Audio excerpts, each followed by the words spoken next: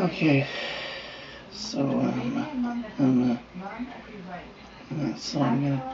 gonna like touch base on a few things, like just well, first off, on my personal something of it, I want to talk about some of you who may be suffering from gender dysphoria, and it's kind of what and maybe I have this, but just quite often and get to a gender dysphoria. It's quite often with transgender people, and like it kind of comes down to like a lot of things.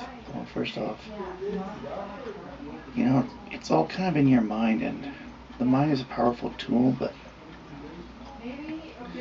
at the same time, it can be your enemy too. Just like your heart is your most enemy, your greatest, the heart is the most greatest enemy, because and then masturbation is a huge thing I deal with. I'm going with, like, I don't know why, and why my first ex just had that problem, because she was always like always fantasies and all that, but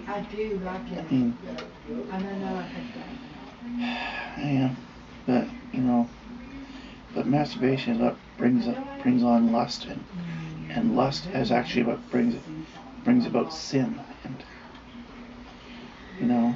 the sinful nature can really rear its ugly head in when we don't even expect it. I guess when I come to like gender dysphoria, I kind of refer it to as like the mirror of your mind. Your mind mirrors what you see, like,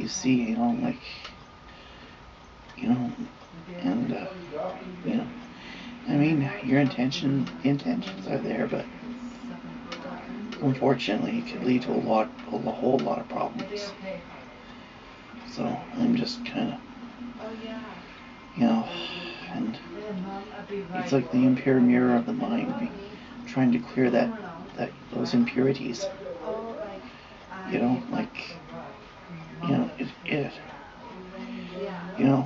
It's like my mind's so covered with dust, and the mirror of my mind is so covered with dust, and like when you're it's like when that mirror of your mind is so thick, and the dust is so thick on it, you don't even see who you really are, but then you gotta do the unpleasant thing and you just wipe off that dust, even because like then the dust will just fill your throat and sting your eyes. And it says your mind is a mirror covered with dust. When you first look at it, the truth of who you are and what you value is obscured. Clearing it may not be pleasant, but only when that dust is gone can you see your true reflection. I only wish I knew this sooner, so it really does.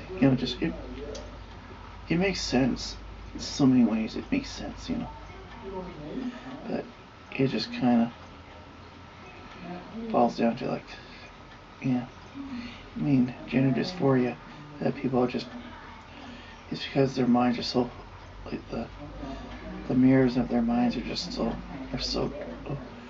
so thickly covered with dust, and now we lost sight of it, of who they really are. And there's like seen clips on a book on a movie called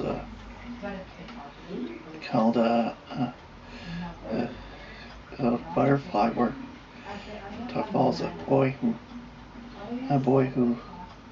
who suffers from the same kind of distress that you feel. Like, gender dysphoria is, of course, a distress that you feel when your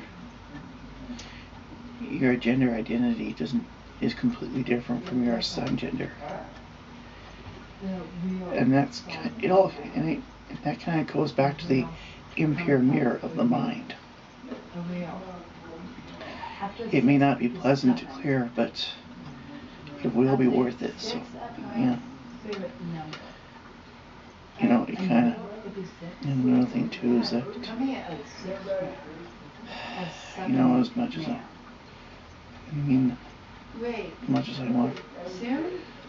as much as I kind of, I really have a lot to reconcile with God in.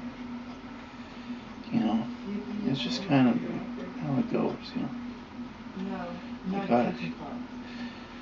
I just gotta, be myself, but don't make myself look so conspicuous that people may. But I mean, other people, they may slander and ridicule me, but